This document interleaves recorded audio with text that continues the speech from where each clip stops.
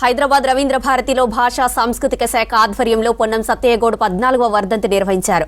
రచయిత చంద్రబోస్, బలగం ఫేమ్, ఒగ్గు కథాగాయని కొమురమ్మలకు పురస్కారం అందజేశారు. స్పీకర్ గడ్డం ప్రసాద్, మంత్రులు పొన్నం, శ్రీధర్ బాబు, జూపల్లి, ఎమ్మెల్యేలు ఈ కార్యక్రమంలో పాల్గొన్నారు. కళాకారులకు పెన్షన్ ఇప్పిస్తామని హామీ ఇచ్చారు మంత్రి పొన్నం. ఒగ్గు కథ కళాకారులు కొమురమ్మ, మొగిలేయులకు వరంగల్లో ఇల్లు కట్టిస్తామని హామీ ఇచ్చారు.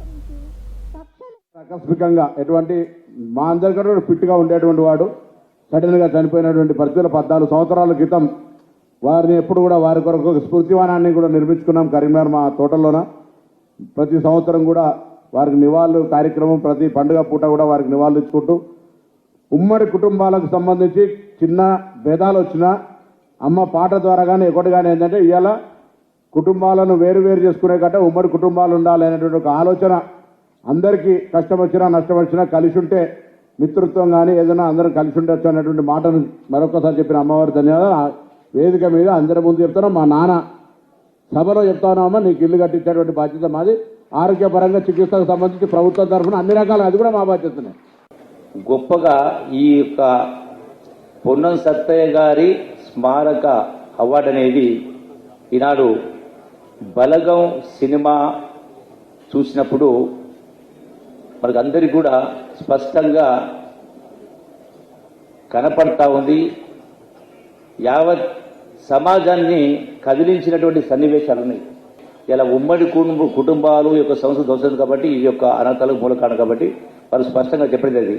మరి ఆనాడు అబ్దుల్ కలాం గారు చెప్పినటువంటి మాటని ఈనాడు కళ్ళారా మనం పొన్నం సత్తయ్య గారి కుమారులు ఇప్పటి కూడా ఉమ్మడి కుటుంబంగా ఉన్నారు.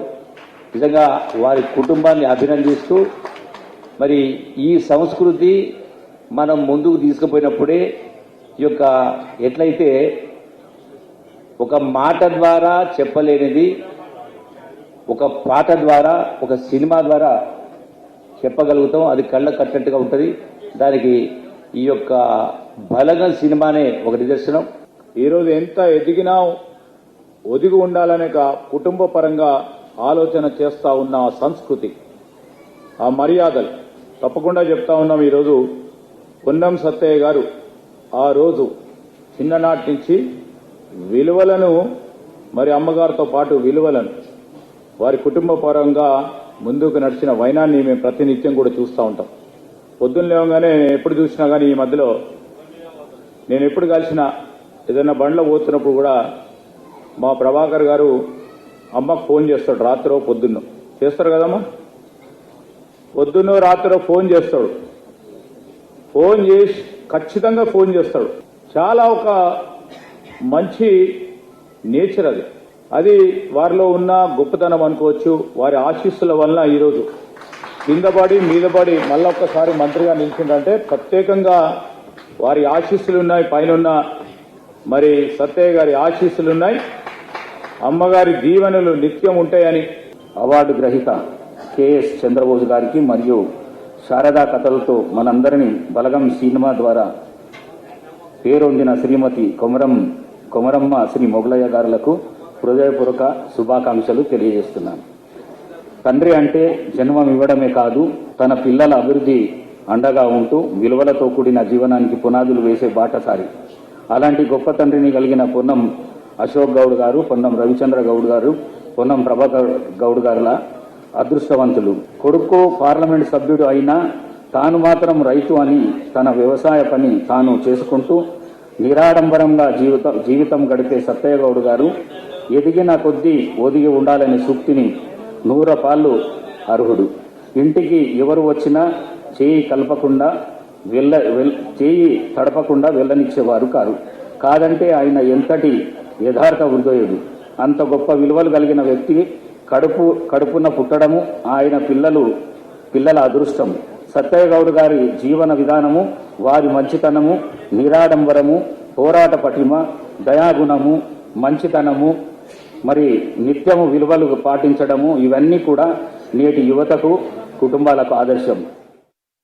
అందుకోసము నేను స్పీకర్గా వారికి చేయవలసిన పని ఏంటంటే నా జీవిత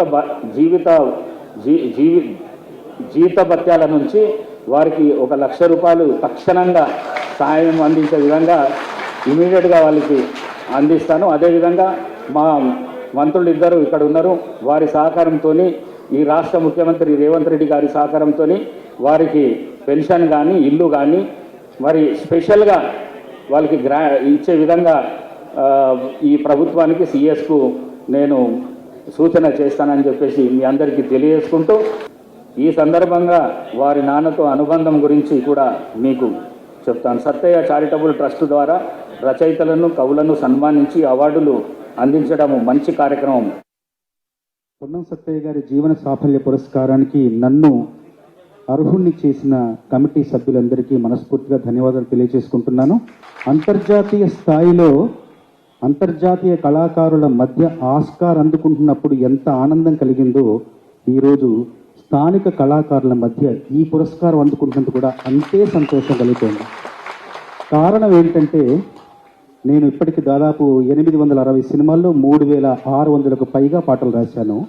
కారణం ఏంటంటే, నేను ఒక స్వీయ కవిత రాసుకున్నాను చిన్నప్పుడు. ఏంటంటే, నా తాత నా అయ్య కారు పండితులు, నా బంధుమిత్రులు కారెవరు కవులు, నా కైత నా పాట స్వయం సంపాద్యం, అంతా అనుశీలనం కొంత అనుశృతి, అణువంత కలిగింది వాణి అనుగ్రహం పై వాణి అనుగ్రహం అని రాసుకున్నాను.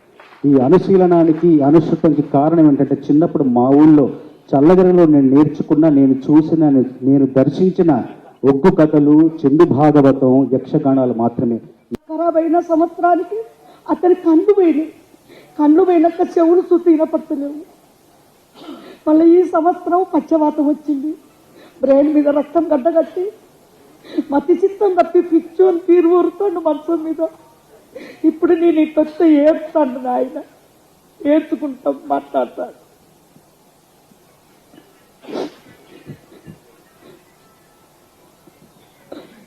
పన్నాము సత్తయ్య గారి కొడుకు, మా చక్కడి వాళ్ళు, చల్లడి వాళ్ళు ప్రభాకర్ సార్ కరీంనగర్కు మంత్రి సార్ నన్ను విలువనొప్పి నా బాపు పేరు మీద ఎన్నో లక్షలు ఖర్చు పెట్టాను, కొన్ని కోట్లు ఖర్చు పెట్టాను, కొన్ని వేలు ఖర్చు పెట్టాను. తింటే తాగుత పేరు కాదు, తుర్తి తుల్లకాల మాటెల్ల కాదు. బలగం సినిమాల పాట పాడిన ముయిలు కాదు, చాలా ఘోరంగా బాధ ఉన్నాడు, కష్టంలో ఉన్నాడు. అతన్ని ఆదుకోవాలి. మా బాపు పేరు మీద వాళ్ళకే అవార్డు ఇవ్వాలని నన్ను ఇక్కడికి పిలవనంపాడు. దేవల్ల ప్రభాకర్ సార్